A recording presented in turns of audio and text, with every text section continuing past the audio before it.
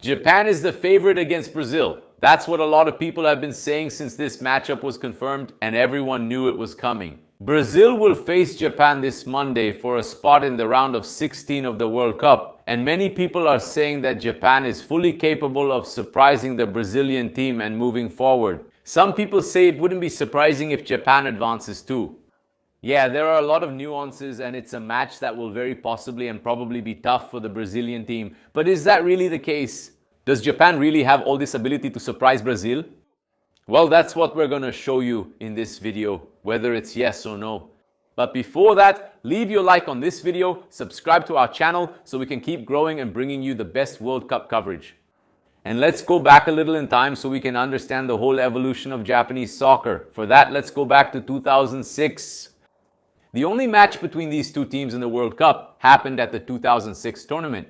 Brazil and Japan met in the group stage, and Brazil won 4-1 with 2 goals from Ronaldo Fenomeno, who was on fire in that match. Maybe Ronaldo's best performance in that World Cup.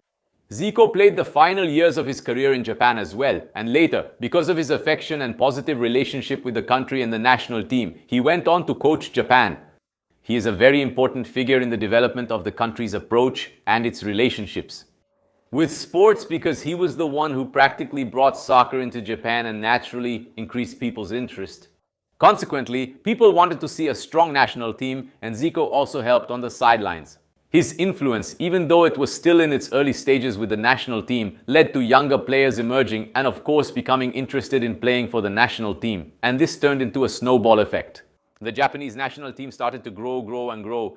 Great players appeared in previous generations, and this generation can be considered the most talented in the history of Samurai Blue. The proof of this is the cycle that Japan went through before reaching the World Cup. Besides having overcome the European giants in the last World Cup, back in 2002, Japan came from behind to beat the Brazilian national team 3-2, defeated England 1-0, and also thrashed Germany back in 2003. These are victories that put Japan as a team that can surprise, and that maybe, if we take out the list of teams that have already won the World Cup, Japan could be the best team, or at least the one that plays the best soccer, ahead of Portugal, ahead of the Netherlands. It's definitely in that fight, and I'll leave it up to you to decide if they're better or not. All of this comes down to a very important name, Hajime Moriatsu. He has been the coach of the Japanese national team for quite some time now, has been part of this cycle, part of the process of the Japanese national team's project, and has already managed more than 100 games with the team. He's the guy who understands soccer not only through the individual talents of the Japanese national team, but also through the collective side, where the team, beyond individual skills, has a very well-applied tactic, is a very intelligent team, very organized. Shall we go to the tactics board? The Japanese national team plays in a 3-4-2-1 formation, 3 in the first line, 4-2-1. It's a formation that looks a lot like something from a video game, but if we bring it to real life, the way Hajime Moriatsu sets up this team, it's a complication for all their opponents. The main play happens on the wings. Here they have 4 players who are forwards. So they have forwards playing as wingbacks, as fullbacks. And especially in the defensive sector, they close the back line, transforming the last line. And with a line of 5 and the wingers further forward, they turn the second line into a line of 4. This is a huge lock for any big team that likes to play with ball possession. And this is Japan's main path to beat Brazil. And in that, they have 4 players who are extremely fast. Players have changed positions a lot. So Takefusa Kubo, Hitsu Hitsudoan, Maeda, who even scored a very important goal already in this World Cup, Nakamura, who has become much more prominent as a left wing back in this World Cup. Anyway, there are many options. There's also Junya Ito, who comes off the bench. Anyway, the Japanese national team has many options to play on that side of the field.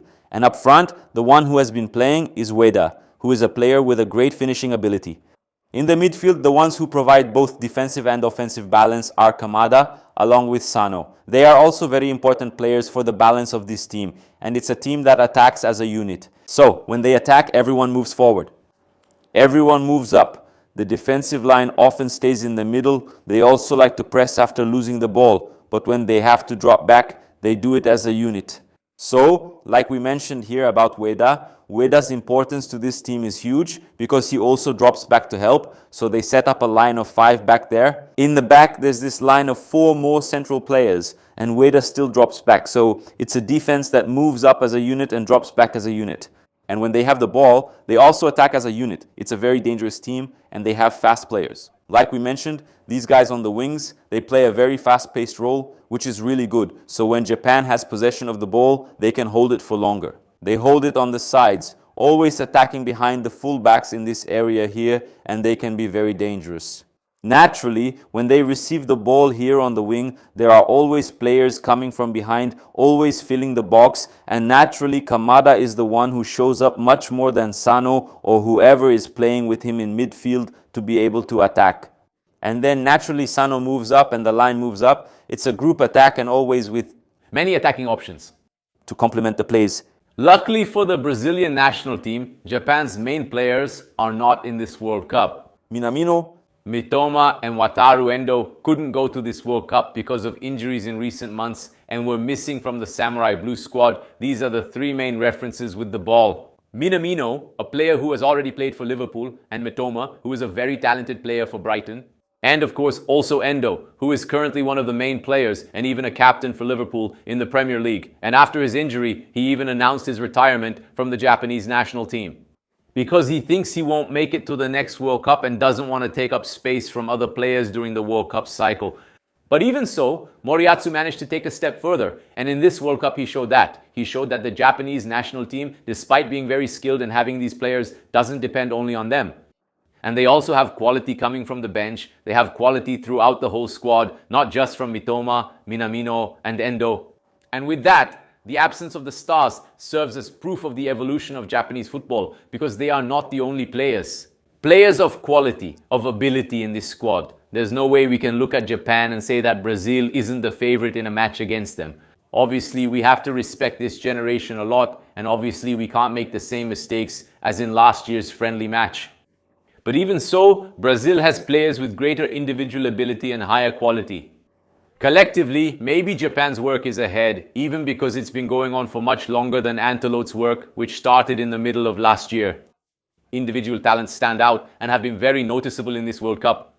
And it's obvious that Brazil has already shown a great evolution from the first to the second and from the second to the third game in this World Cup. They played much better against Haiti than Morocco, and were also much better against Scotland than against Haiti and the African team. So naturally we see an evolution in the Brazilian team, and this evolution can serve as inspiration, as confidence for the players to go into the knockout stage in good shape. So it's a team that's less prepared collectively, but individually it's superior and comes in as the favorite to face Japan. Yes, we will have difficulties against the Japanese team, but Brazil is fully capable of winning this game. They come in as the favorite and want much more to live up to that favoritism, to take that step in the World Cup, reach the round of 16 and see what's ahead rather than being afraid of the Japanese team. Leave your opinion about this in the comments as well, and also make your prediction clear. Brazil is going to win this game, right? Let's go Brazil!